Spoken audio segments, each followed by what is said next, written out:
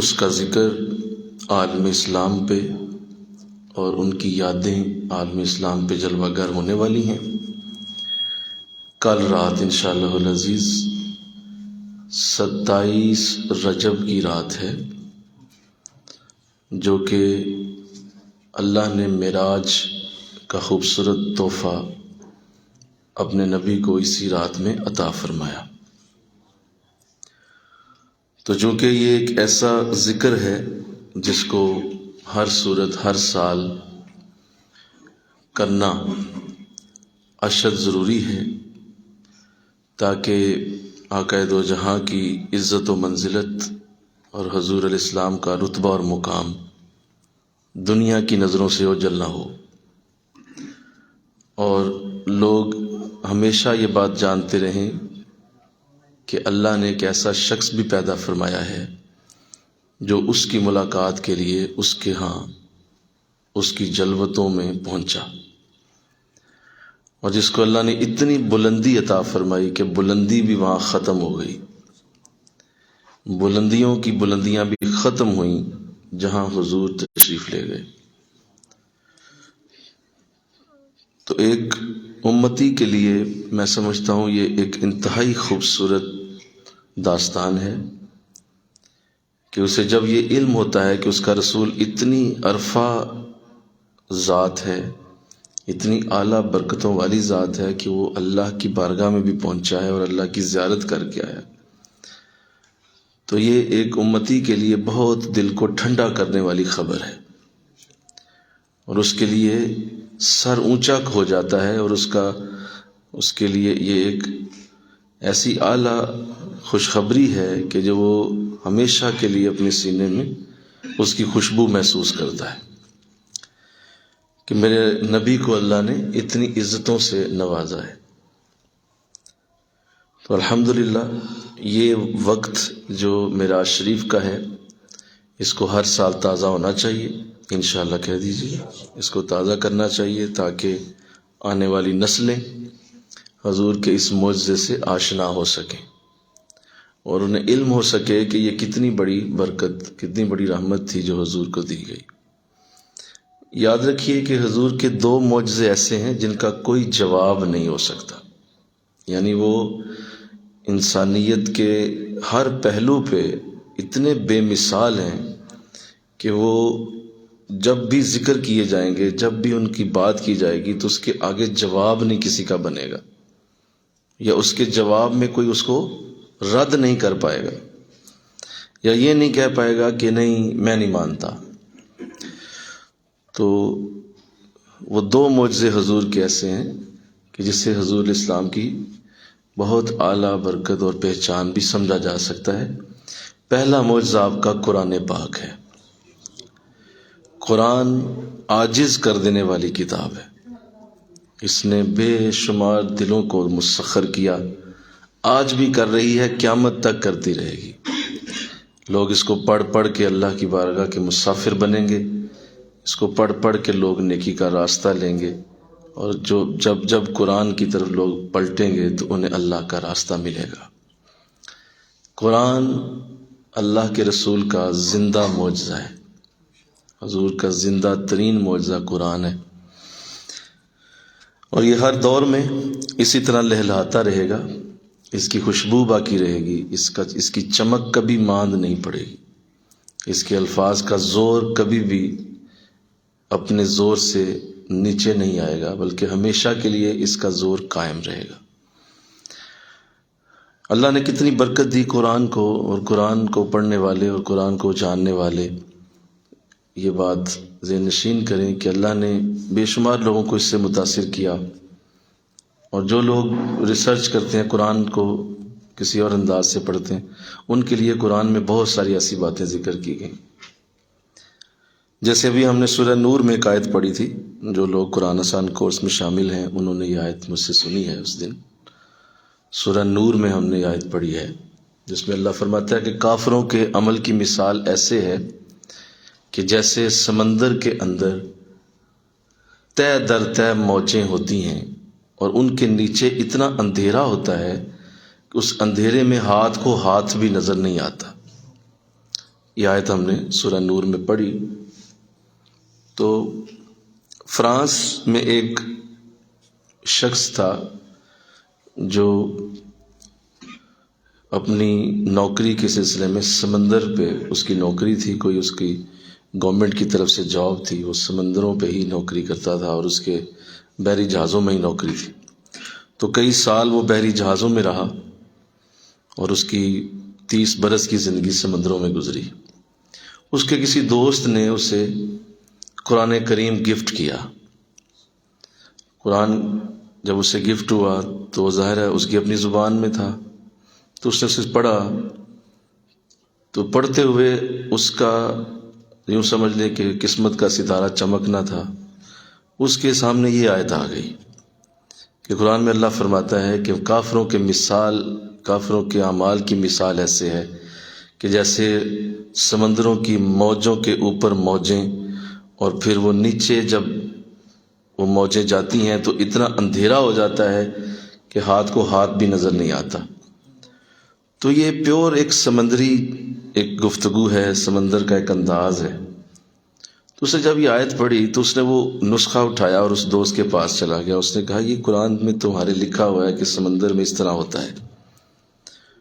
تو یہ تو میں 30 برس ہو گئے سمندر میں رہتے ہوئے، مجھے بڑی سمندر کی پہچان ہے، یہ تو بڑا گہرا معاملہ ہے، یہ تو مجھے پتہ ہے کہ کتنی گہرائی میں جا کے اندھیرا شروع ہوتا ہے اور موجوں کے اوپر موجیں آتی ہیں. تو میں پوچھنے تم سے یہ آیا ہوں کہ مجھے یہ بتاؤ کہ کیا تمہارا رسول کبھی سمندر میں سفر کرتا تھا؟ تم کہتے ہو کہ تمہارے رسول پہ اتری ہے، تو کیا وہ سمندر میں کبھی اس نے سفر کیا ہے؟ تو اس نے کہا نہیں، سیرت میں تو کسی جگہ ایسا نہیں ہے، اور واقعی آقا دو جہاں صلی اللہ علیہ وسلم نے کبھی سمندر میں سفر نہیں کیا. تو اس نے کہا نہیں، حضور نے تو سمندر میں سفر نہیں کیا. کہا تو پھر یہ بات اس کو کس نے بتا دی؟ اور 1400 سال پہلے جب سائنس کا وجود بھی نہیں تھا، آج میں 30 برسوں میں جان پایا ہوں کہ کتنی موجوں کے اوپر موجیں چڑھتی ہیں، پھر کہیں سمندر میں اندھیرا پیدا ہوتا ہے. اس کا مطلب ہے کہ یہ خدا کی ہی کتاب ہو سکتی ہے، یہ اللہ ہی کی کتاب ہے. یہ تمہارا رسول سمندر میں گیا ہی نہیں، تو مجھے 30 برسوں میں یہ علم ہوا ہے. تو الحمدللہ اس پہ اللہ کا شکر ہے، ہمارے ہاتھ میں وہی کلام ہے جو اللہ کا کلام ہے. لیکن افسوس یہ ہے کہ ہم صرف سبحان اللہ کہہ دیتے ہیں، اس سے اگلا سٹیپ لینا پتہ نہیں وہ دن کب آئے گا. مر کھپ جائیں گے اور پھر جو ہے جا کے کبھی شاید وہاں حشر میں شاید پھر رونا پڑے کہ دیکھو پتہ بھی تھا، اتنی بار سبحان اللہ بھی کہا تھا، لوگوں نے بھی کہا تھا اللہ کا کلام ہے، لیکن نہیں پڑھا، پڑھنے کی کوشش ہی نہیں کی، ذہن ہی نہیں کبھی ادھر گیا. حضرت صاحب بھی کھپ گئے تھے لیکن نہیں پڑھا، ذہن کبھی جاتا ہی نہیں ادھر. تو ہم اب دیکھو وہ فرانس کا رہنے والا ایک، اور اس نے جب یہ سنا کہ حضور اسلام نے ایسا جملہ کہا ہے اور آپ کی کتاب میں یہ لکھا ہے، اور پھر یہ کہ وہ شخص کبھی سمندر میں بھی نہیں گیا، تو اس نے کہا بھائی کتاب بعد میں دیکھوں گا، پہلے مجھے کلمہ پڑھا کے مسلمان کرو یار، مجھے بھی ایمان کی دولت دے دو، یہ تو سچی کتاب ہے. تو جو کہ لوگ اس کو اور انداز سے پڑھتے ہیں، ان کے ذہن میں اور انداز ہوتے ہیں، ان کے سوچوں میں معاملات اور ہوتے ہیں. ہم اسے روٹی پانی کی کتاب سمجھتے ہیں. مجھے بتائیں مسلمان کب پڑھے گا اسے اللہ کے لیے؟ وہ دن بتا دیں کب آپ اللہ کے لیے اسے پڑھیں گے. یہ تو اس قدر کرم والی کتاب، اس قدر فضل والی کتاب کی حد ہو گئی. اور جو بلکہ میں یہ بات ادھر نکل گئی تو بات کہیں اور چلی جائے گی، میرا مقصد آج معراج شریف کا ہے. لیکن جو اسے کسی تحقیق کے لیے پڑھتا ہے تو قرآن اس کو کھلا چیلنج کرتا ہے کہ آؤ میرے پاس، میں تمہیں ہر علم کا سرا پکڑاتا ہوں، تم آگے خود ریسرچ شروع کرو اس پہ. میرے پاس ہر علم کی چابی موجود ہے، ہر علم کا پہلا دروازہ قرآن ہے. تم اسے دکانداری کے لیے پڑھتے رہتے ہو، دکان چل جائے. اور خدا کے لیے ظالموں، کیا اس کے لیے قرآن اترا تھا؟ کیا تمہاری بچوں کی پیدائش قرآن کروانے آیا ہے؟ بیٹا ہو جائے، بیٹی ہو جائے، کیا کر رہے ہو اس کے ساتھ؟ یہ تو کتاب سائنس نہیں ہے، کتاب دکان نہیں ہے، کتاب کاروبار نہیں ہے، یہ کتاب ہدایت ہے۔ کیا ہے بولو؟ یہ کتاب ہدایت ہے، وہ نہیں لینی اس سے، باقی سب کچھ لے لو، باقی لیتے جاؤ لیتے جاؤ، بس ہدایت رہنے دو، ہدایت کی ضرورت ہی نہیں ہمیں، ہم پہلے ہی مسلمان ہیں۔ لو یہ انداز دیکھو ان کا ذرا، ہم چونکہ پہلے ہی مسلمان ہیں، ہمیں ہدایت کی کیا ضرورت ہے، ہمیں مل چکی ہے ہدایت۔ یہ تمہاری غلط فہمی، سارا دن شیطان تمہیں اپنی انگلیوں پہ نچاتا ہے اور کہتا ہے ہدایت مل چکی ہے مجھے۔ تو لہذا کتاب ہدایت سے جو لینا چاہیے تھا وہ لوگ نہیں لے رہے۔ تو یہ اللہ کا وہ عظیم کلام، یہ حضور کا زندہ معجزہ ہے، مل کے کہو سبحان اللہ۔ دوسرا جو حضور کا معجزہ ہے وہ معراج شریف ہے، جس کا کوئی جواب نہیں، جس کی کوئی کسی قسم کی کسی بھی فورم پہ کھڑے ہو جائیں اور آپ حضور کی معراج کا ذکر کریں، کسی کی زبان کھلے گی نہیں کہ اتنا بڑا اعزاز دیا گیا۔ مل کے کہو سبحان اللہ، کہ اللہ نے اپنے ہاں بلایا اور اپنی زیارت سے مشرف فرمایا، اور پھر کان قاب قوسین او ادنا، اس طرح قربت ہوئی جیسے دو کمانیں قریب ہو جاتی، اتنی قربت میں آئے کہ دو کمانوں جیسی قربت آ گئی، اتنے قریب ہو گئے۔ تو اتنی قربت میں میرا رسول گیا۔ تو لہذا یہ دو معجزے، ان کا ذکر ہونا چاہیے انشاءاللہ کہو، تاکہ ان کا ذکر کبھی بھی مدھم نہ ہو، ان کا ذکر کبھی چھوڑا نہ جائے، اور اس کو معمولی سمجھ کے چھوڑ نہ دیا جائے۔ کوئی بات نہیں، میرا آج سب کوئی پتہ ہے پھر بیان کرو، پھر پتہ ہے پھر بیان کرو، اور پتہ ہے اور بیان کرو، اسے نہ چھوڑو، کیونکہ یہ حضور علیہ السلام کو بڑا پسندیدہ ترین آپ کی یہ خوبصورت سیر ہے، جو آپ کو خود بڑی پسند تھی، کیونکہ آپ اللہ سے ملاقات کر کے آئے۔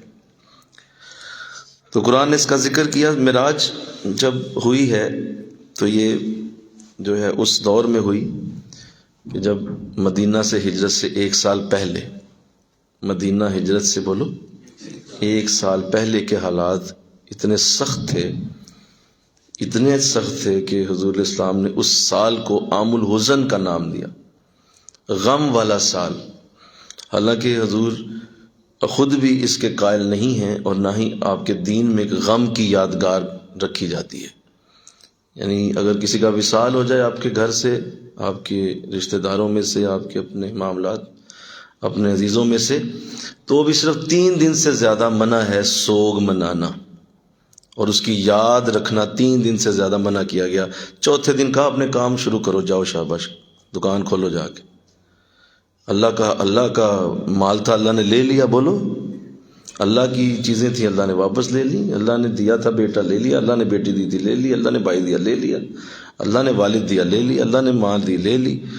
تو بھائی اس میں اتنا اس کو بار لمبا کرنے کی ضرورت؟ کہا 3 دن سے زیادہ سوگ منع ہے، چوتھے دن نارمل زندگی پہ آ جاؤ اور فاتحہ پڑھو، دعا کرو اس کے لیے جو چلا گیا۔ تو حضور کے دین میں سوگ نہیں ہے، قطعاً نہیں ہے۔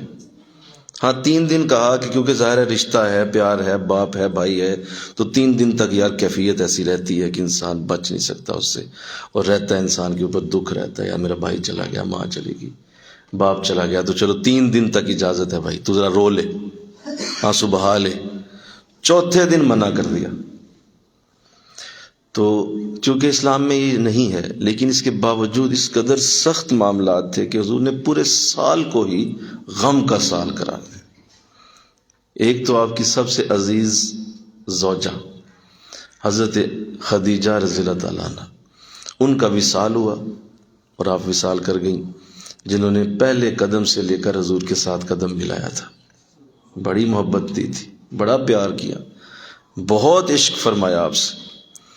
اور اصل میں جسے خاتون اول کہنے کا اعزاز حاصل ہے اس کائنات میں، وہ حضرت سیدہ خدیجہ رضی اللہ تعالیٰ عنہ، پہلی زوجہ آپ کی وصال ہو گیا، اور ظاہر ایک بہت بڑی مدد تھی جو آپ کے ساتھ تھی۔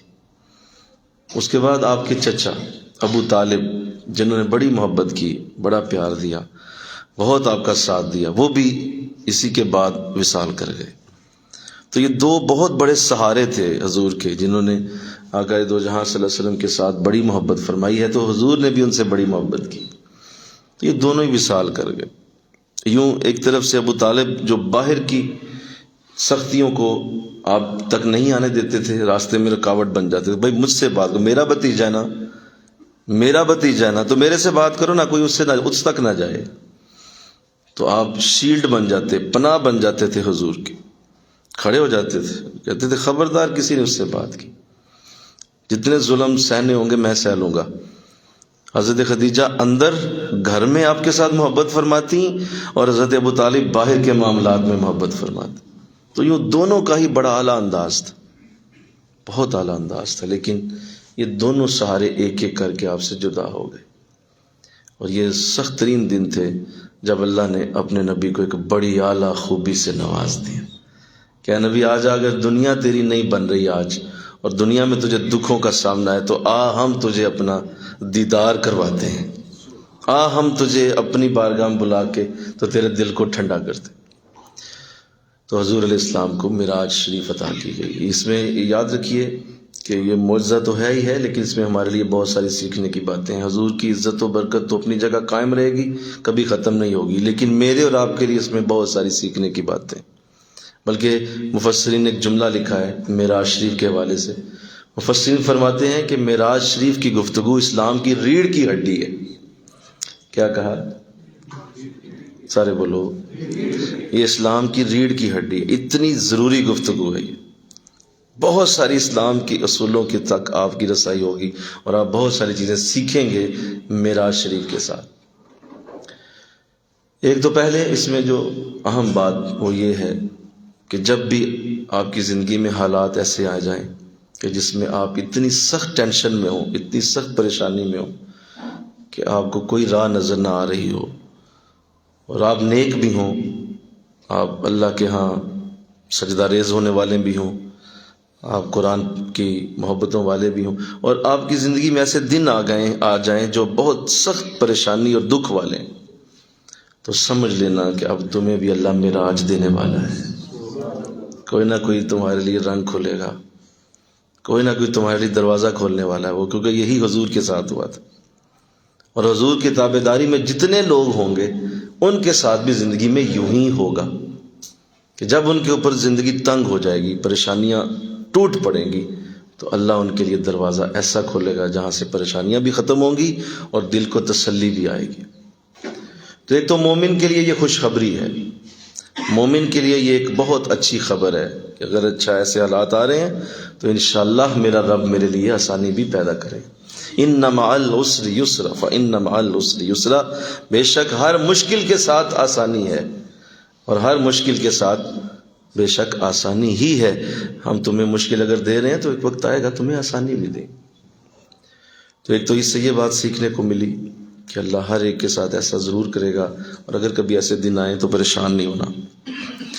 دوسرا معراج شریف کو اس لیے بھی عطا کیا گیا آپ کو کہ حضور علیہ السلام کی چونکہ رسالت قیامت تک کے لیے ہے، آپ کی نبوت قیامت تک کے لیے، آپ کا ہر معجزہ قیامت تک کے لیے، لہذا اللہ اپنے نبی کو چونکہ قیامت تک کے لیے برکت دینے والا تھا، اور بے شمار دور آنے والے تھے، بے شمار لوگ قیامت تک آ کے تو ان کی زندگیوں کے اندر بہت ساری چیزیں آنے، سائنس کا وجود بننے والا تھا، پھر لوگوں نے جہاز بنانے تھے، راکٹ بنانے تھے، بڑے بڑے جو ہے پلین کریٹ ہونے تھے، اور پھر وہ ہواؤں میں اڑنے تھے، اور بلکہ ایسی بھی ایجاد کر لی گئی کہ روشنی سے بھی تیز چلنے والا جو ہے پلین کریٹ کر لیا گیا۔ اتنی جو انسان نے ایجاد کرنی تھی، تو ہو سکتا تھا کہ کوئی شخص بدبخت یہ اٹھتا کسی دنیا کے کونے سے اور کہتا کہ مسلمانوں کا نبی کیا ہے ہمارے سامنے، دیکھو ہم تو ہواؤں میں اٹھتے ہیں، ہواؤں میں چلتے ہیں، ہواؤں میں تیرتے ہیں، وہ زمین پہ چلنے والی مخلوق رہا،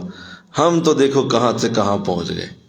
تو کوئی بدبخت ایسا جملہ بول دیتا تو آقا دو جہاں کی شان کریمہ کا اسی دور میں اللہ نے دفاع فرما دیا کہ کوئی قیامت تک کے لیے بھی یہ لفظ اپنی زبان پہ نکالنے سے پہلے 1000 دفعہ سوچے، کیونکہ جہاں حضور کے قدم لگے ہیں وہاں تک کسی کی رسائی نہیں ہو سکتی، کسی کی رسائی وہاں تک نہیں کی جائے گی۔ اللہ اس قدر اونچا کر دیا حضور کو اس قدر بلندیوں تک پہنچا دیا کہ کوئی بڑے سے بڑا راکٹ بنا کے بھی، بلکہ حضرت امام رفاعی رحمۃ اللہ تعالی علیہ آپ اپنی ملفوظات میں لکھتے ہیں کہ مجھے اللہ نے ذکر کے دوران ذکر کرتے ہوئے میری روح کو عروج ملا، میری روح نے پہلا آسمان طے کر لیا، روح نے دوسرا آسمان طے کر لیا، تیسرا آسمان میں اپنی اس ذکر کی، اللہ کے ذکر کی برکت سے اتنی بلندی تک جا پہنچا کہ 700 عرش میں نے عبور کر لیے۔ اتنے عرش جب عبور کیے تو مجھے آواز آئی کہ اے امام رفاعی کدھر کا ارادہ ہے؟ یہ 700 عرش سے بھی اوپر آ گئے ہو، کیا چاہتے ہو؟ مسئلہ کیا ہے؟ تمہاری نیت کیا ہے؟ ہمارے ذکر کی اتنی برکت پا رہے ہو، چاہتے کیا ہو؟ تو فرماتے ہیں میں نے عرض کیا مولا اگر اتنی برکت ملی گئی ہے تو وہ عرش دکھا دے جس پہ حضور کے قدم لگے تھے، جس پہ قدمین طیبین آپ کے لگے، مجھے اس عرش تک رسائی دے دے۔ جواب آیا کہ اے امام رفاعی ارجع، واپس چلا جا، لا وصول اللہ کا، تو قیامت تک بھی اڑتا رہے تو وہاں نہیں آ سکتا۔ بہت بلندی۔ تو بے شمار اٹھنے تھے جنہوں نے ایسی بات کرنی تھی، منہ بند کر دیے قیامت تک سب کے، کہ کوئی ایسی ذات قیامت تک کے لیے لا کے دکھائے جو حضور کی طرح بلندیوں پہ گئی ہو۔ تو اس لیے یہ بھی وجہ تھی کہ آقا دو جہاں کو معجزہ معراج شریف کا دیا گیا تاکہ لوگوں کے لیے آپ کی عزت کبھی کم نہ ہو۔ تیسری جو اس کی بہت بڑی وجہ بنی وہ یہ تھی کہ چونکہ آپ کے دور میں جو ہے وہ ہر نبی کو، اس سے پہلے جتنے نبی آئے ان سب کو اللہ نے اپنے اپنے دور کے مطابق معجزے دیے، اور ہر نبی کو معجزے کا انداز وہی دیا گیا جس طرح کا دور ہوتا تھا، جیسا دور ویسا معجزہ، جیسا دور ویسا معجزہ۔ حضرت داؤد علیہ السلام کے دور میں لوہا سے ہتھیار بنانا، لوہے سے چیزیں بنانا عروج پہ تھا، لوگ لوہے سے بڑا بڑا کچھ بنا لیتے، تلواریں، زرہیں، لوہے کے لباس، لوہے کی ٹوپیاں، لوہے کے کپڑے بنا لیتے۔ تو اتنا وہ زبردست وہ فن تھا لوہے کا۔ اللہ نے آپ کو معجزہ دیا کہ آپ کے ہاتھوں میں آتے ہی لوہا نرم فوم کی طرح ہو جاتا تھا، جبکہ انہیں پگھلانا پڑتا تھا، انہیں آگ لگانی پڑتی تھی تب لوہا گرم سے نرم ہوتا، آپ ہاتھ لگاتے لوہا نرم ہو جاتا۔ تو اللہ نے معجزہ دیا۔ حضرت سلیمان علیہ السلام کو پوری زمین پہ حکومت عطا کر دی۔ حضرت موسیٰ علیہ السلام کے لیے دریا کو پھاڑ دیا، بلکہ کہو سبحان اللہ، کلام کیا، ان سے بات کی، جادوگروں کے سامنے ان کو عظیم اور بلند کر دیا۔ تو جیسا حضرت عیسیٰ علیہ السلام کا دور آیا، حکمت کا دور تھا، حکیم اپنی پوری آواز سے بولتے تھے، سینہ کو چوڑا کر کے کہا کرتے تھے کہ بس مرنے سے پہلے ہمارے پاس لے آؤ، کسی قسم کا مرض و مرنے نہیں دیں گے، ایسی دوائی پلائیں گے مرے گا نہیں مریض، کوئی اندھا لے آؤ، اس کے لیے کوشش کر لیتے ہیں، لیکن ہار گئے۔ جب حضرت عیسیٰ کا آپ کا معجزہ ظاہر ہوا تو آپ نے فرمایا کہ اچھا یہ تو کہتے ہیں کہ مرنے سے پہلے لے آؤ، میرے پاس کوئی مرا ہوا لے آؤ، میں اسے زندہ کر دوں۔ دور کے مطابق معجزے دیے گئے۔ تو آقا دو جہاں کو بھی دور کے مطابق معراج شریف عطا کی کہ لوگوں نے قیامت تک کے لیے بڑے جو ہے وہ جہاز بنانے تھے، راکٹ کریٹ کرنے تھے، تو وہ سب حضور کے قدموں کے نیچے آ گئے۔ اللہ اکبر۔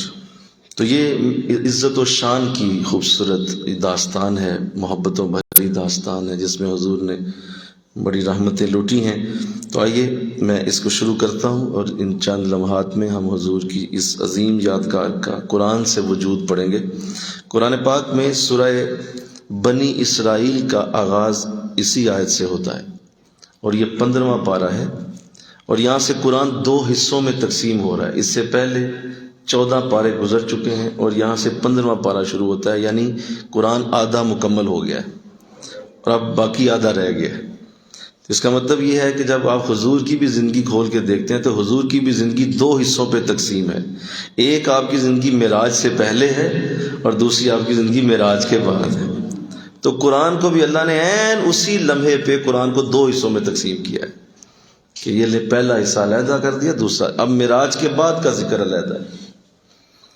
ارشاد فرمایا، بسم اللہ الرحمن الرحیم، سبحان الذی پاک ہے وہ ذات اسرا بعبدہ جس نے سیر کرائی اپنے بندے کو لیلاً رات کے تھوڑے سے حصے میں من المسجد الحرام الی المسجد الاقصی مسجد حرام سے مسجد اقصی تک الذی بارکنا حولہ لنوریہ من آیاتنا اور وہ مسجد اقصی جس کے ارد گرد ہم نے برکت رکھی ہے تاکہ ہم اسے اپنی عظیم نشانیاں دکھائیں انہ هو السمیع البصیر بے شک وہ سنتا بھی ہے اور دیکھتا بھی ہے۔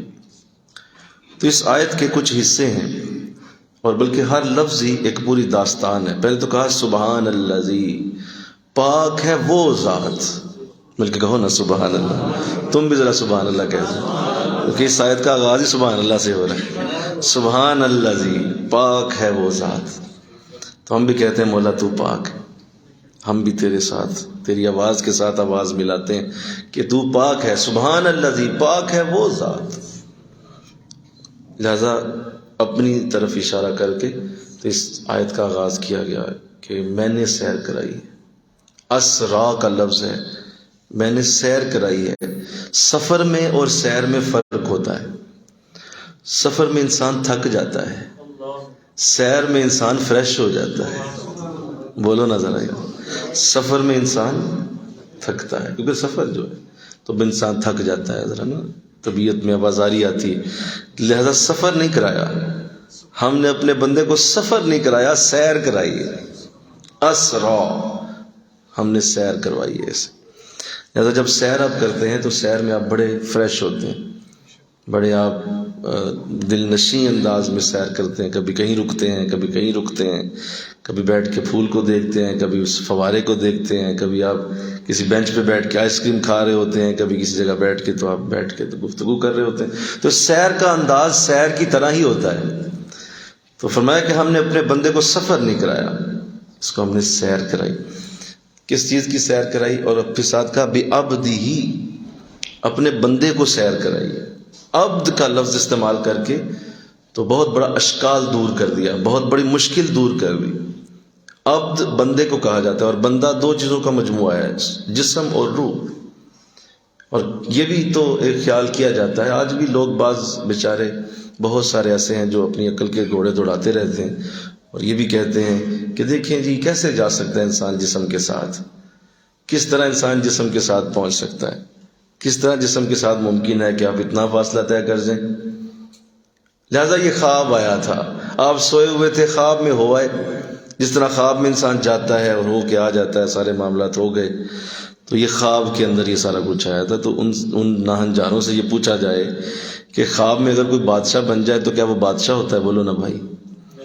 خواب میں اگر کوئی وزیر بن جائے تو کیا وزیر ہوتا ہے؟ خواب میں اگر کوئی بہت بڑا کروڑ پتی ارب پتی اپنے آپ کو دیکھے تو صبح کہے جی مجھے مانو میں کروڑ پتی اور ارب پتی ہوں، تو بھائی کیسے مانے؟ آپ نے خواب دیکھی ہے۔ تو خواب کے اندر اگر کچھ مل بھی جائے تو کیا وہ اس کا وجود ہوتا ہے؟ کوئی اس کا کوئی وجود نہیں ہوتا۔ تو حضور اسلام اس خواب کو اگر آپ خواب کہہ رہے ہیں تو آقا اسلام صبح اٹھ کے بتا رہے ہیں کہ میں نے جنت بھی دیکھی ہے، دوزخ بھی دیکھی ہے، اور میں نے مسجد اقصی بھی دیکھی، سارا کچھ دیکھ کے آیا، اور پھر نماز کا تحفہ بھی لے کے آیا، اللہ نے مجھے نماز ادا کی۔ تو یہ اتنی اعلیٰ لفظ کے ساتھ حقیقت کو جوڑ دیا، بعبد ہم نے اپنے بندے کو کروایا۔ تو بندے سے مراد جسم اور روح دونوں، یعنی حضور اپنے جسم اقدس کے ساتھ اللہ کی بارگاہ میں تشریف لے۔ اور اس طرح کی عجیب و غریب گفتگو کر کے آپ شان کریمہ کو گھٹانے کی کوشش کریں گے تو آپ کے سامنے بڑے لوگ کھڑے ہو جائیں گے جو آپ کو رد کر سکتے ہیں۔ میرے پاس وقت نہیں، میں ادھر نہیں جانا چاہتا، لیکن میں عبد کے لفظ سے ہی یہ اشارہ دے رہا ہوں کہ یہ جسمانی معراج تھی۔ الحمدللہ کہہ دو، لہذا ایسا ہے، اس میں کوئی شک نہیں ہے۔ کب کروائی؟ لیلاً، دو محبوب جب ملتے ہیں تو رات کا وقت بڑا مناسب ہوتا ہے، دن میں نہیں کرائی۔ دن میں دنیا کے بڑے کام ہوتے ہیں، دنیا کے بڑے دھندے ہوتے ہیں، تو لیلاً ہم نے رات میں، اور جب لیلاً کہا تو لیلاً عربی میں کہتے ہیں رات کا بالکل ہلکا سا حصہ، یعنی پتہ 2-4 سیکنڈ کو آپ لیلاً بولتے ہیں، ہو رات لیکن تھوڑی سی، اس کا ٹائم بہت کم ہو۔ بہت کم ٹائم لگا. فرمایا اتنے تھوڑے سے حصے میں تمہیں سمجھانے کے لیے بتا رہا ہوں کہ ہم نے رات میں تھوڑا سا ہی ٹائم لیا، تمہارا زیادہ ٹائم نہیں لیا. میں نے اپنے بندے کو جو سیر کرائی ہے اس میں تمہارا بڑا تھوڑا ٹائم لگا ہے. لیکن حضور الاسلام نے آ کے جب بتایا تو صحابہ نے پوچھا حضور آپ کتنی دیر وہاں رہ کے آئے ہیں؟ تو بعض حدیث میں 50,000 سال کا لفظ موجود ہے. اتنے 1000 سالوں کا وقت وہاں گزارا ہے، اور جب واپس آئے ہیں تو یہاں لفظ ہے لیلن، تھوڑا سا وقت گزرا ہے. لہذا اگر یہ کہا جاتا کہ حضور 50,000 سال وہاں رہ کے آ جاتے اور یہاں کا وقت بھی 50,000 سال ہوتا تو پھر رہ کیا گیا؟ پھر فرق کیا رہ گیا؟ فرق تو پڑتا ہے وقت سے، ٹائم سے. آپ جتنا کم وقت میں کوئی بڑا کام کر لیں اتنی بڑی آپ کی کارکردگی سمجھی جاتی ہے. دیکھیں نا، آپ نے اگر ایک کام سال میں کرنا ہے تو یہ کون سی بات رہی ہے، سال میں تو اور بھی کر لیں گے. وہی کام آپ 6 مہینوں میں کر کے دکھائیں، نہیں. وہی کام مہینے میں کر کے نہیں. وہی کام ہفتے میں، وہی کام 1 دن میں، وہی کام 1 گھنٹے میں، وہی کام 1 منٹ میں. مل کے کہو نا سبحان اللہ. وہی کام 1 سیکنڈ میں کر کے دکھائیں. جو دیگر 1 سال میں کرتے ہیں، مزہ تو اب آیا نا کہ تو 1 سیکنڈ میں کیسے کر گیا. کمال ہے. تو ایسی کیسے مہارت رکھتا ہے کہ تو 1 سیکنڈ میں کر گیا جو باقی 1 سال لگاتے ہیں. تو فرمایا تمہاری زمین کا جو وقت ہے وہ 50,000 سال گزرتا تو میں اسی 1 لمحے میں ہو کے واپس بھی ہو گیا. لیلن، بڑا مزیدار، بڑا لطیف لفظ ہے یہ، بڑا پیارا لفظ. اتنا کم ٹائم ہم نے تجھے جو ہے، تمہاری زمین کا وقت تھوڑا ہے، ہمارے ہاں وقت بہت گزرا ہے. اس لیے یاد رکھیے قیامت کا جو دن ہوگا، واقعہ دو جہاں صلی اللہ علیہ وسلم نے اپنی حدیث میں فرمایا وہ بھی 50,000 سالہ 1 دن ہوگا. یعنی زمین کے 50,000 سال گزرے تو وہاں کا 1 دن، اتنا لمبا وقت وہاں کا ہے. لہذا وہ ایک تھیوری آف ریلیٹیوٹی ہے، وہ ایک الگ مسئلہ ہے. آگے فرمایا من المسجد الحرام الی المسجد الاقصی، جس کا آغاز ہوا مسجد حرام سے اور یہ سفر شروع کیا گیا. ہم نے مسجد سے مسجد تک ہی سفر کرایا. پہلا مسجد سے بولو، مسجد تک. مسجد حرام اللہ کا گھر، خانہ خدا، کعبہ شریف سے یہ سفر شروع ہوا مسجد اقصی تک. اس سے 2 مرادیں ہیں. ایک تو مسجد اقصی جو یہ مسجد ہے جو بیت المقدس کہلاتی ہے، آج اسرائیل کے قبضے میں ہے، ایک وہ مسجد مراد ہے. اور دوسرا اس سے وہ مسجد بھی مراد ہے جو حضور علیہ السلام 7ویں آسمان پہ جہاں حضرت ابراہیم علیہ السلام سے ملاقات ہوئی، وہاں بھی مسجد ہے. اس مسجد سے کا بھی دونوں مرادیں اس میں مفسرین نے لی ہیں کہ مسجد اقصی تک جو آپ کی جسمانی معراج ہوئی، اس سے آگے آپ جو 7واں آسمان اوپر گئے وہ بھی اسی کے اندر شامل ہے. تو مسجد اقصی کا ذکر کیا گیا اور ساتھ یہاں بات کی گئی. تو یہ دونوں مسجدیں، فرمایا کہ اسلام نے کہ 2 مسجدیں ایسی ہیں جن کی طرف سفر کرنا عبادت ہے. کیا ہے؟ 2 مسجدیں ایسی ہیں جن کی طرف سفر کرنے والا عبادت کا ثواب پاتا ہے. فرمایا ایک مسجد حرام کی طرف اور دوسرے بیت المقدس یعنی مسجد اقصی کی طرف.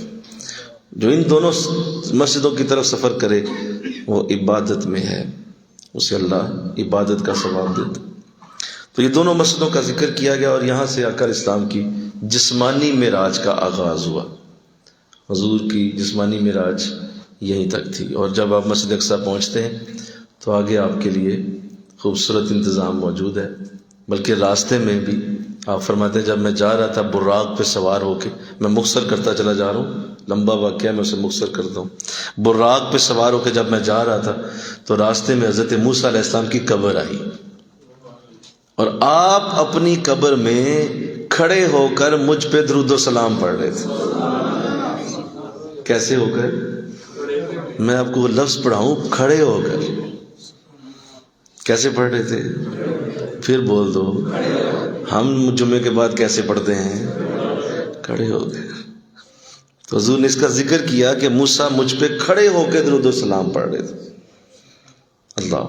تو آپ نے جب گزرتے دیکھا ہوگا تو سلام کیا حضرت موسیٰ نے اور سلام پڑھا اور درود پڑھا. جب حضور گزر گئے تو کیا خوبصورت انداز ہے نبی کا نبی کیسا اعلیٰ ہوتا ہے.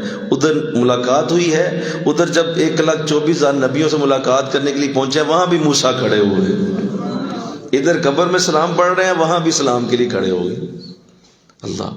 پھر ملاقات ہوئی, آپ فرماتے ہیں میری ایک نبی سے ملاقات ہوئی, سارے نبیوں نے مصافحہ کیا, ہاتھ ملایا, گریٹنگز کہا گیا, خوش آمدید کہا گیا. ملاقات کتنی وہ حسین ملاقات ہوگی بولو, کہ ہر نبی آپ کا ذکر کرتا گیا دنیا سے, اور ہر نبی کے لیے یہ کیسا اعزاز ہوگا کہ آج اسی رسول سے میری ملاقات ہونے والی, اسی رسول سے میرا آج ملاپ ہوگا جس کا ذکر میں دنیا سے کرتا چلا گیا. کہ لوگوں سنو, اگر میرے بعد وہ آیا تو میرا کلمہ چھوڑ کے اس کا کلمہ پڑھ لینا. اگلا نبی آ گیا, لوگوں نہیں آیا, اچھا چلو میرے بعد آ گیا تو میرا کلمہ چھوڑ کے اس کا پڑھ لینا.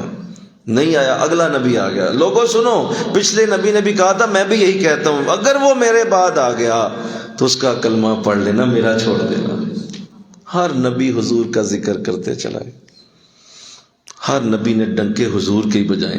تو میں سمجھتا ہوں, میں کبھی اس بات کو سوچوں, آپ بھی سوچیں کہ وہ جو قطار لگی ہوگی چہروں پہ کیا کیفیت ہوگی نبیوں کی. کیا بات کہ آج اسی شخص سے ملاقات ہونے لگی جس کے لیے ہم دنیا میں ڈنکے بجاتے رہے. اللہ. ہر نبی ملاقات ہوئی, اللہ کے پیغامات دیے گئے, میری طرف سے سلام پیش کیجئے گا, میری طرف سے اللہ کی بارگاہ میں تحیت پیش کیجئے گا, میری طرف سے عاجزی پیش. بڑا محبت سے انہوں نے سلام میں پیش کی اللہ کو, کیونکہ پتہ تھا ملاقات ہونی ہے اللہ سے. پتہ تو تھا نا, بولو بھائی اتنی دور آپ کسی کے گھر جا رہے ہیں اور گھر والا ہی نہ ملے, بولو سارے, تو یہ تو نہ ہوتا. بھائی ملاقات جس سے ہنی ہے گھر والا تو گھر ہی ہوگا نا. تو جو بلا رہا ہے وہ گھر نہیں تھا, وہ بلا رہا ہے اور کہہ رہا آ جاؤ میرے پاس, تو آگے سے کہیں اور چلا جائے, تو یہ تو نہیں نہ ہوتا.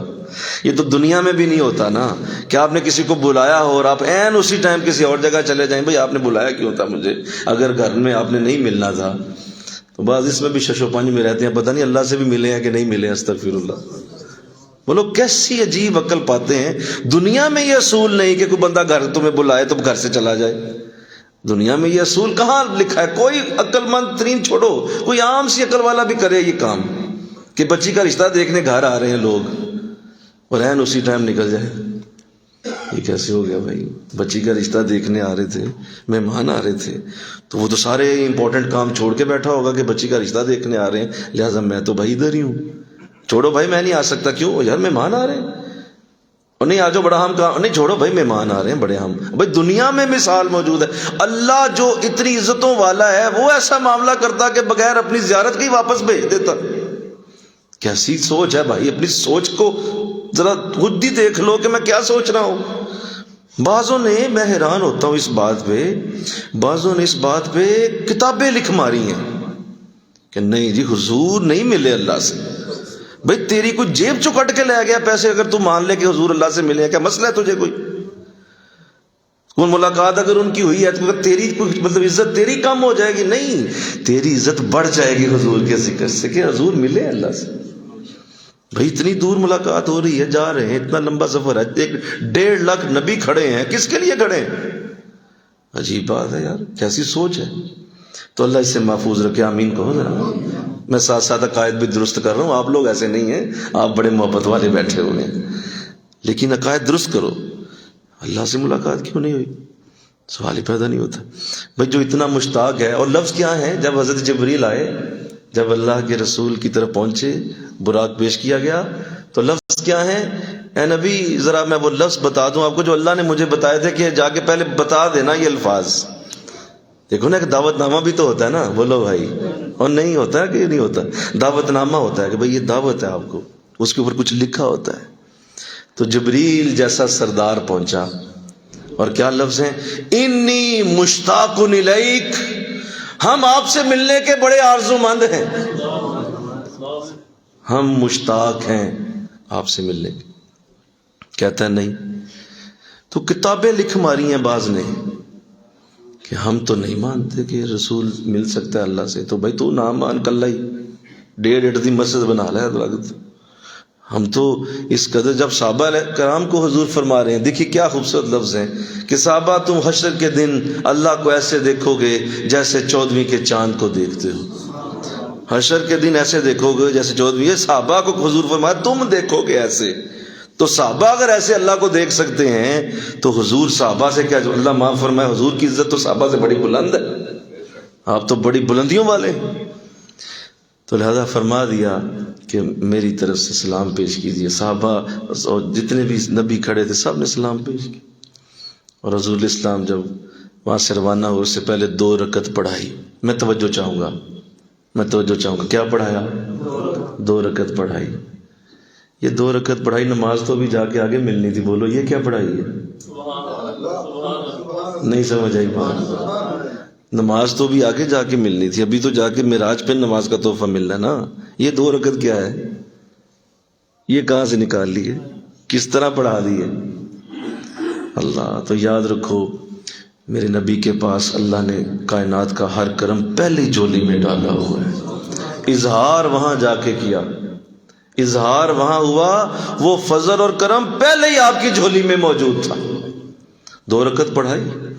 حضرت آدم علیہ السلام نے فرمایا آئیے مصلی پہ آئیے. فرمایا آپ میرے باپ ہیں, جد ہیں, آپ مجھ سے بڑے ہیں, تمام نبیوں میں بڑے ہیں, آپ پڑھا دیجئے. تو فرمایا نہیں, مصلی عمر سے نہیں ملتا, مصلی علم سے ملتا ہے. تو آپ علم والے ہیں, علم آپ کے پاس ہے, سب سے زیادہ علم آپ کو ہے.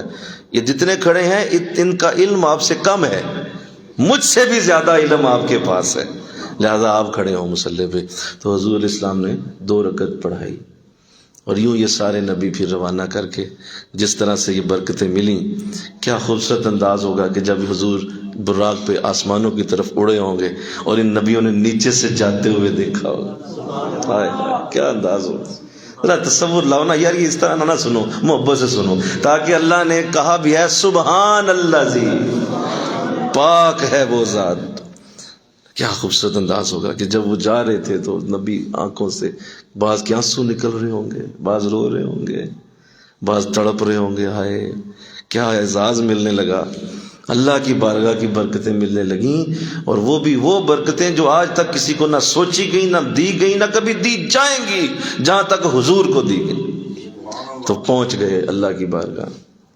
پہلا آسمان طے کیا, دوسرا, تیسرا, اور اسی طرح 7 آسمانوں سے اوپر جنت ملاحظہ فرمائی, دوزخ بھی ملاحظہ فرمائی. ملاقات ہوئی, ہر ایک سے ملاقات کر کے پھر وہ وقت آیا کہ جب حضرت جبرائیل نے فرمایا کہ بس اب نہیں, اب اس سے آگے میری رسائی نہیں. یہ سارا جسموں کا جہان میں نے دکھا دیا, یہ جسموں کا جہان میں نے آپ کی نظر سے گزار دیا. میری اتنی ڈیوٹی تھی, میری نوکری یہیں تک تھی, اس سے آگے اب میری نوکری نہیں. تو فرمایا کہ اے جبریل اگر آپ یہاں رہیں گے تو پھر میں کیسے جاؤں گا؟ تو کیا جواب ہے؟ فرمایا حضور میں یہیں رہوں گا, آپ جا سکتے ہیں آگے, آپ میں یہ ہمت ہے, آپ تشریف لے جا سکتے. بڑی محبت سے یہ پورا واقعہ سنا جائے, اس کے اندر کی ڈیٹیل جانی جائے, کیا خوبصورت انداز ہو. پھر حضرت جبرائیل وہیں رکے. اب آپ نے سنو, اب آپ نے کیسے جاتا دیکھا ہوگا حضور. یار رکو نا ذرا, نہ نکلتے جاؤ واقعے کو, چھوڑو نہیں, رکو ذرا. آپ نے کن نظروں سے دیکھا ہوگا جب حضور پہلا سٹیپ لیں گے کہ اب اللہ کی بارگاہ میں جانے لگے, اور میرا اس سے آگے جاتا ہوں تو میرے پر جلتے ہیں, اور حضور کے قدم وہاں لگتے چلے جا رہے ہیں, اور حضور کو کچھ بھی نہیں ہو رہا, میرے پر جلتے ہیں اگر میں ایک لمحہ کے لیے آگے جاؤں. اور یہ کون جا رہا ہے, یہ کیا رسول ہے, یہ کیا محبوب ہے اللہ کا, کیا شان ہے میرے رسول کی.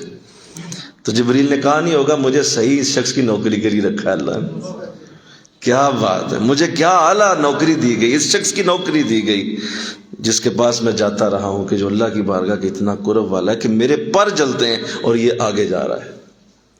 اللہ پھر حضور فرماتے ہیں مجھے اللہ نے قربتوں میں بلایا, فضل اور رحمتوں کے وہ اعلیٰ انداز دیے گئے.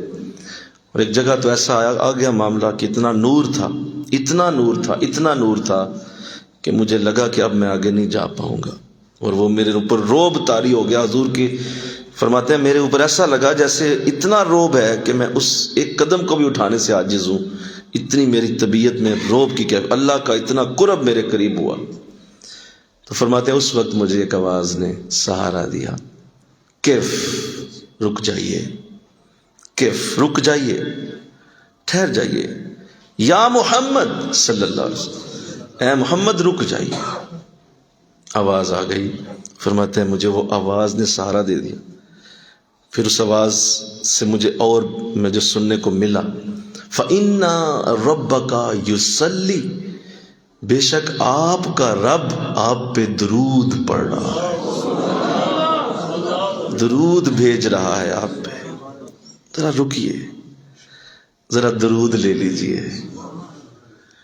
اس سے میں کہ استدلال کرنے لگا ہوں کہ درود رک کے پڑھنا چاہیے.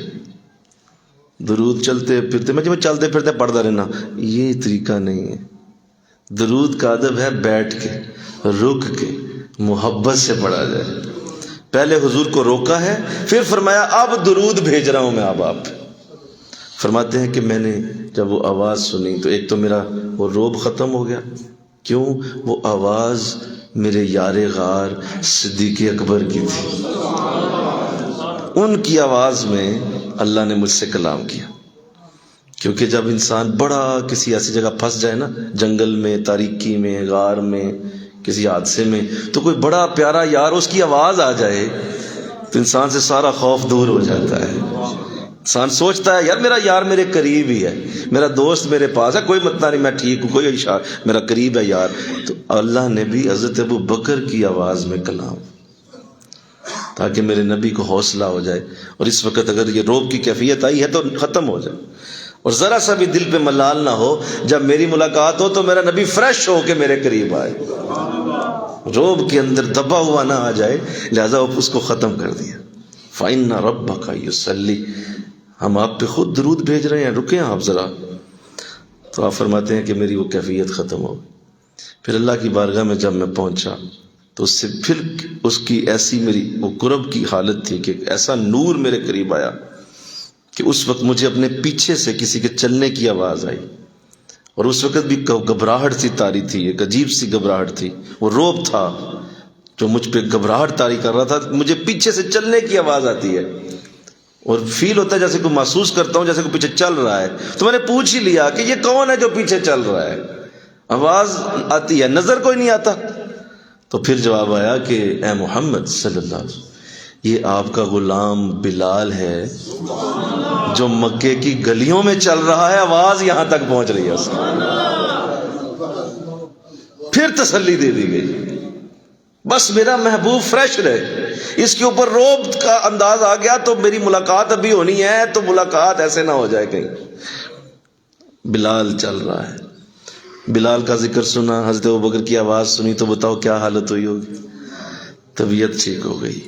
فرماتے ہیں میں اور قریب ہوا، اور قریب ہوا، اور پھر اللہ کا وہ جلوہ میرے سامنے تھا. اور میں لفظ آپ کے سامنے رکھتا ہوں، اپنے دلوں کو سنبھالیے گا، کیونکہ یہ عقلوں کی داستان نہیں ہے، یہ عقل والوں کے لیے نہیں اتری، یہ عشق والوں کی داستان ہے، یہ محبت والوں کے لیے اتاری گئی. یہ لفظ ذرا دھیان سے سنیے گا. آقا اسلام فرماتے ہیں میں اللہ کے اتنے قریب ہو گیا کہ اللہ نے اپنا دست اقدس میری پشت پہ رکھا، اور اس پشت پہ دست اقدس کی ٹھنڈک کی وجہ سے میں نے سارے علوم جان لی، سارے علم مجھ پہ کھل گئے، سارے علم مجھ پہ عیاں ہو گئے، ہر شے میرے سامنے کھل گئی. میرے رب نے اپنا دست اقدس میرے کندھے پہ رکھ دیا. وہ کیا دست اقدس ہوگا، وہ کیسا ہوگا، وہ کیوں ہوگا، یہ تمہارا کام نہیں چھوٹی عقل والے، کل پرسوں فوت ہو جانے والے. تیری اوقات ہی کوئی نہیں اس کو سمجھنے کی.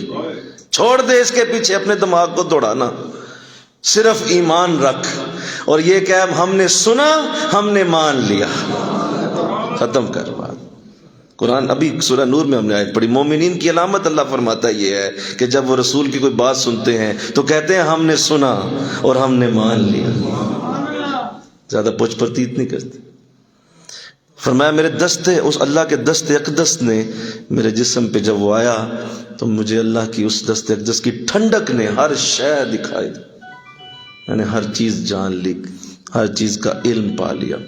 تو مفسرین فرماتے ہیں وہ کیا تھا، وہ کیا تھا، وہ کس طرح کا انداز تھا، وہ کیا دیا گیا ہوگا، کوئی اس کے لیے لفظ نہیں ہے، بلکہ لفظوں کے بھی لفظ نہیں ہیں، لفظوں کے بھی لفظ ختم ہو جاتے ہیں یہاں. اللہ تو وہ کیا گفتگو رہی، وہ کتنے خوبصورت انداز ہوئے. اور قرآن نے جب اس کا ذکر سورہ نجم میں کیا ہے تو میں توجہ چاہوں گا، آخری بات کر رہا ہوں. سورہ نجم میں یہاں سے یہ معراج کا ذکر شروع ہوا، سورہ بنی اسرائیل کی پہلی آیت سے. سورہ نجم میں معراج مکمل کر دی، وہاں ذکر مکمل کر دیا گیا کہ وہ میرے قریب ہو گیا، وہ میرے پاس ہو گیا. فَأَوْحَى إِلَىٰ عَبْدِهِ، یہاں بھی عبدہ، وہاں بھی عبدہ. فَأَوْحَى إِلَىٰ عَبْدِهِ مَا أَوْحَى، ہم نے اپنے نبی سے باتیں کی، ہم نے اپنے بندے سے باتیں کی، جو مرضی باتیں کی، جو چاہے کی. مَا أَوْحَى، جو چاہے کی ہو. تجھے کیا اس سے بھائی، شکر کر، تمہیں بتا رہا ہوں. میں کہوں نا سبحان اللہ، شکر کر، تجھے خبر دے رہا ہوں کہ میں نے کی باتیں اپنے رسول سے، اپنے بندے سے باتیں کی. فَأَوْحَى إِلَىٰ عَبْدِهِ، ہم نے وحی کی اپنے نبی پر. اچھا، پہلے وحی کے لیے جبریل استعمال ہوتے تھے، بولو نا، اور بولو نا بھائی، پہلے کون استعمال ہوتا تھا؟ وحی کون لے کے آتا تھا؟ اب جبریل کہاں ہے؟ وہ تو بہت پیچھے رہ گیا، اس کی تو اوقات ہی ختم ہو چکی، وہ تو کہاں کا کہاں رہا. اب ڈائریکٹ وحی ہو رہی ہے. فَأَوْحَى إِلَىٰ عَبْدِهِ مَا أَوْحَى، ہم نے وحی کی اپنے بندے پہ جو مرضی وحی کی. فَكَانَ قَابَ قَوْسَيْنِ، اور اتنا قریب آ گئے جتنا دو کمانیں قریب آتی. او ادنا، بلکہ اس سے بھی زیادہ قریب آ گئے، ہم اور قریب آئے. اب بتائیں اس سے زیادہ تمہیں کیا سمجھائیں، کیا سمجھائیں انسان، تو اس سے زیادہ کیا سننا چاہتا ہے؟ بتاؤ، اور کیا بتاؤں تجھے. یہ دو کمانے قریب آنا، یہ عربوں میں بہت بڑا رواج تھا. جب دو سردار آپس میں ملتے تھے تو ان کا رواج یہ ہے، کیونکہ قرآن عربوں کے لیے پہلے اترا ہے، لہٰذا اللہ نے وہی رواج، وہی باتیں ان کو بتائی ہیں جو ان میں رائج تھیں. ان کے اندر یہ رائج تھا کہ جب دو سردار ملتے تھے تو وہ اپنی کمانیں اٹھا کے دونوں کمانیں آپس میں جوڑ دیتے تھے، اور وہ کمانیں آپس میں یوں جڑ جاتی تھی. اور اس کا مطلب یہ ہوتا تھا کہ اب اس کے بعد دوسرا عمل وہ کیا کرتے تھے، کمانیں پکڑا دیتے تھے، جو دائیں بائیں کھڑا ہوتا اس کو کمانیں پکڑا دیتے، اور اس کے بعد دونوں گلے لگ جاتے تھے. مل کے کہو نا سبحان اللہ، میں نے اشارہ دے دیا، اب آگے آپ سمجھ جائیں. فَكَانَ قَابَ قَوْسَيْنِ، نہیں سمجھے؟ او ادنا، اس کے بعد ہم نے وہی کیا جو تم دو سردار کرتے ہو، ہم ایک دوسرے کے گلے لگ گئے، سینے لگ گئے. ہم، تمہیں کوئی مسئلہ ہے، تمہیں کوئی پرابلم ہے تو ہوتی رہے. محبت والے محبت کرتے رہیں گے، جلنے والے جلتے رہیں گے، پیار کرنے والے پیار کرتے رہیں گے. او ادنا، ہم اور قریب ہو گئے. اللہ، تو یہ وہ وقت تھا جب حضور سے یہ آفر کی گئی کہ اے اللہ کے رسول، ہے میرے نبی، اب نہ جائیے، آپ رہ جائیے، آپ واپس نہ جائیے. کیا کریں گے جا کے؟ ختم کر دیں، ملاقات ہماری ہو گئی ہے، موقع ختم ہو گیا، اب تو ہمارے درمیان ہے بھی کوئی نہیں، تو لہذا ختم کر دیتے ہیں. کائنات کا لپیٹنا میرے لیے بس ایک لفظ ہی کہنا ہے، کن. ساری کائنات ایک لمحے سے پہلے پھر کر کے غائب ہو جائے گی، کوئی شے موجود نہیں رہے گی. تو آپ کیا کہتے ہیں؟ تو کیا خوبصورت جواب دیا، مولا تو پھر تیری یہ جو زیارت کی برکتیں ہیں یہ کسے دوں گا جا کے؟